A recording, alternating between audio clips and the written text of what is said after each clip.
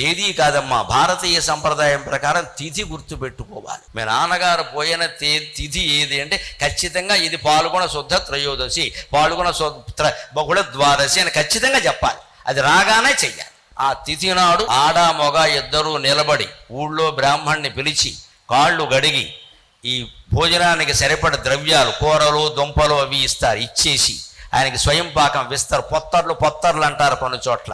అవి ఇచ్చేసి కనీసం దక్షిణ ఇవ్వాలండి. అయ్యా మీరు మీ కుటుంబం సుఖంగా ఉండండి, మా పితృదేవతలు మమ్మల్ని ఆశీర్వదించేలా చేయాలి. మన పితృదేవతలకి మనమే బంధువులం, వేరే ఎవరూ లేరు ఇక్కడ. మా అబ్బాయి, మా కోళ్ళు, మా మనవడు అని మన ఇంటిని పట్టుకుని తిరుగుతూ ఉంటారని వాళ్ళు దెయ్యాలు అనుకోకండి. దేవతలై తిరుగుతూ మనని కాపాడతారమ్మా.